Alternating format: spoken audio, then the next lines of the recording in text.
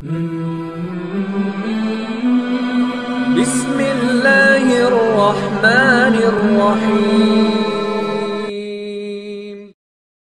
ماہ محرم برکات کا حامل مہینہ ہے، لیکن بعض لوگ اس کی برکات سے فائدہ حاصل کرنے کے بجائے بدعات و رسومات میں پڑھ کر اس کی حقیقی فضیلت سے محروم ہو جاتے ہیں۔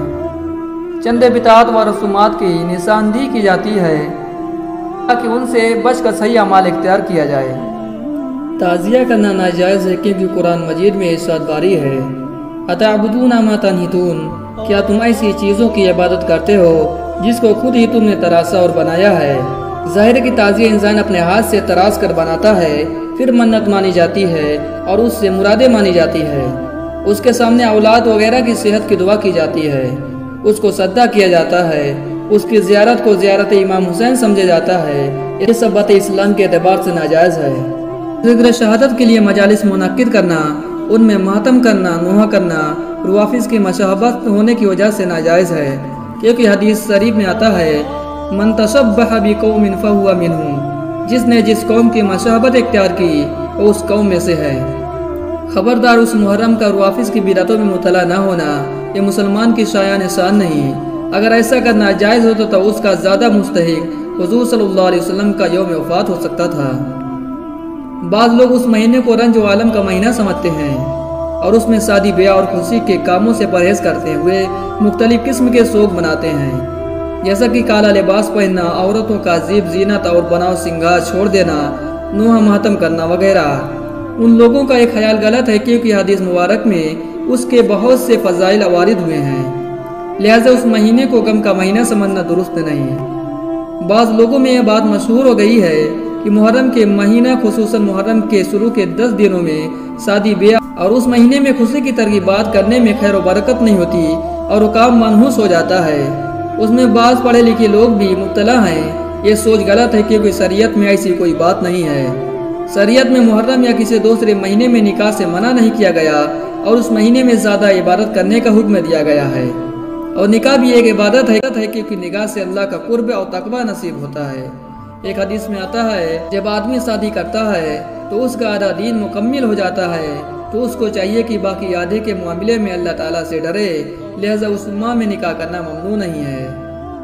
بہت سی چیزیں ایسی ہیں جن کو لوگ محرم کے 10 دنوں میں بڑی پابندی کے ساتھ کرتے ہیں، مثلا حضرت حسین رضی اللہ عنہ کے نام پر شبیل لگانا اور کھانا پکا کر کھلانا اس کو ثواب کی چیز سمجھا جاتا ہے، لیکن اس میں کئی خرابیاں ہیں۔ محرم کے مہینے کو خاص طور پر پہلے عشرہ میں شبیلیں لگانا، پانی شربت وغیرہ کو خاص کرنا یہ دین میں زیادتی ہے۔ لوگ اس میں ایک غلط عقیدہ یہ بھی رکھتے ہیں کہ حضرت حسین رضی اللہ عنہ کربلا میں بھوکے پیاسے شہید ہوئے تھے، یہ کھانا اور شربت ان کی پیاس کو بجھائے گا، اس کی کوئی حقیقت نہیں ہے۔ یہ کہا جاتا ہے کہ 10 محرم کو کاروبار کرنے کی وجہ سے پورے سال روزی میں تنگی رہتی ہے، لہذا محرم کے 10 دنوں میں کاروبار نہیں کرنا چاہیے۔ یہ عقیدہ بناوٹی اور باطل ہے، کیونکہ شریعت میں ایسی کوئی ممانعت نہیں ہے۔ جاہلیت کی وجہ سے لوگ ان دنوں میں کاروبار چھوڑ کر ماتم اور نوحہ کی مجالس میں شرکت کرتے ہیں، حالانکہ یہی عمل روزی میں تنگی کا سبب ہے۔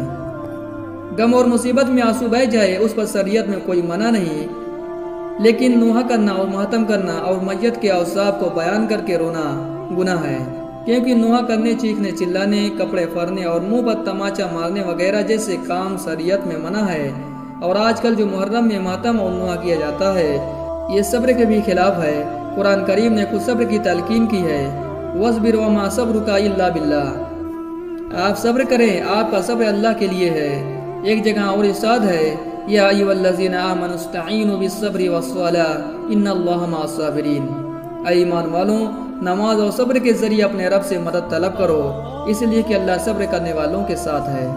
بہت سے علاقوں میں یہ رسم موجود ہے کہ لوگ 10 محرم کو قبرستان جاتے ہیں، قبروں کی لپائی پتائی کرتے ہیں، اس پر بتیاں جلاتے ہیں اور پھول دال دانے وغیرہ ڈالتے ہیں۔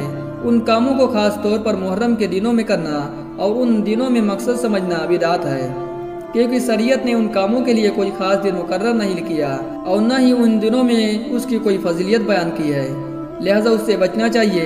اس میں ایک خرابی یہ بھی ہے کہ ان دن عورتیں قبرستان جاتی ہیں، اس دوران میں ان کا قبرستان جانا فتنے سے خالی نہیں۔ نیز حدیث میں اس کی ممانعت بھی آئی ہے، حضور صلی اللہ علیہ وسلم نے قبروں کی زیارت کرنے والی عورتوں پر قبروں کو سجدہ گاہ بنانے والوں پر اور قبروں کے اوپر چراغ جلانے والوں پر لعنت کی ہے۔